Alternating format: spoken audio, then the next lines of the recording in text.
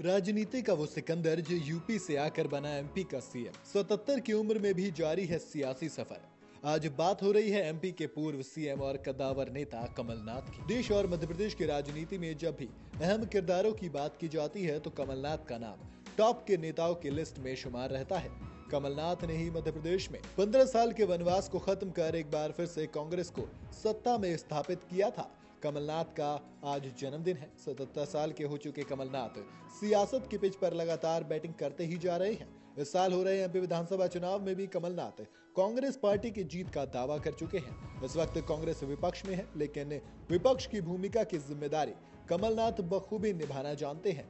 MP में कांग्रेस की कमान कमलनाथ के ही हाथों में है, लेकिन आज हम आपको बताएंगे कि कमलनाथ की कहानी आखिर कैसे यूपी का एक लड़का एमपी की कुर्सी तक पहुंच गया, क्यों उस लड़के को इंदिरा गांधी ने अपना तीसरा बेटा तक कह दिया। 18 नवंबर 1946 उत्तर प्रदेश के कानपुर में कमलनाथ का जन्म हुआ।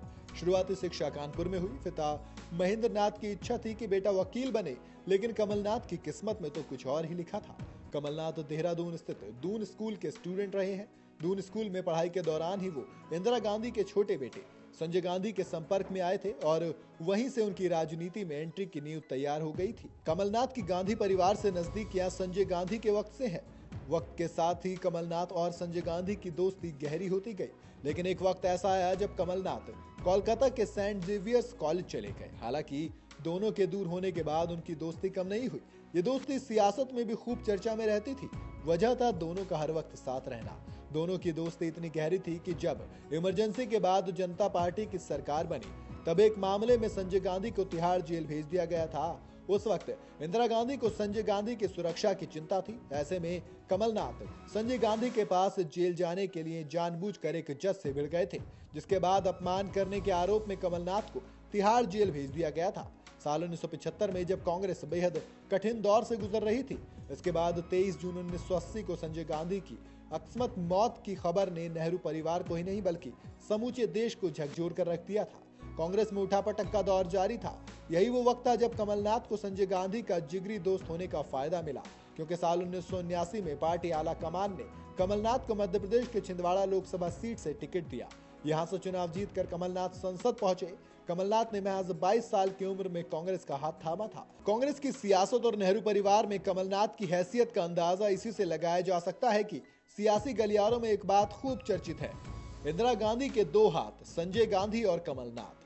खास बात यह है कि इंदिरा गांधी कमलनाथ को तीसरा बेटा बताती थी। साल 1979 में छिंदवाड़ा में एक चुनावी सभा को संबोधित करते हुए तत्कालीन प्रधानमंत्री इंदिरा गांधी ने कमलनाथ की तरफ इशारा करते हुए कहा था कि ये सिर्फ कांग्रेस का नेता नहीं है, राजीव और संजय के बाद मेरा तीसरा बेटा भी है, कृपया इन्हें वोट दीजिए। आपातकाल के बाद सत्ता में आई जनता पार्टी की सरकार को गिराने में कमलनाथ की कथित तौर पर बड़ी भूमिका मानी जाती है।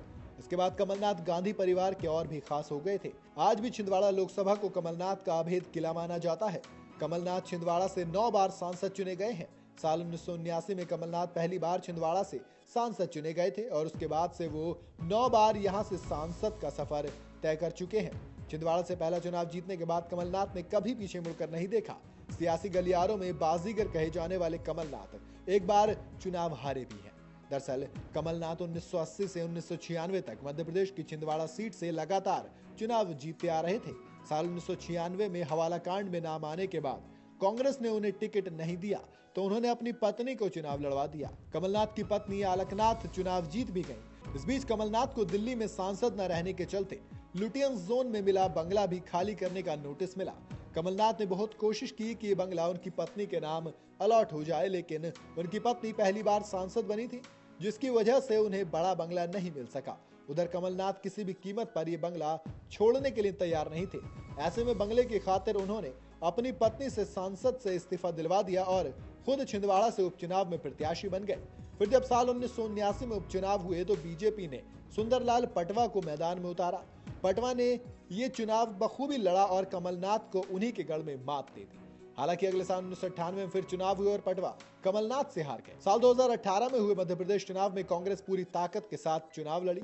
पार्टी को लीड करने की जिम्मेदारी भी कमलनाथ के कंधों पर थी। वो उस वक्त पार्टी के प्रदेश अध्यक्ष थे। इस चुनाव में कांग्रेस ने 15 साल बाद एमपी की सत्ता में वापसी की थी।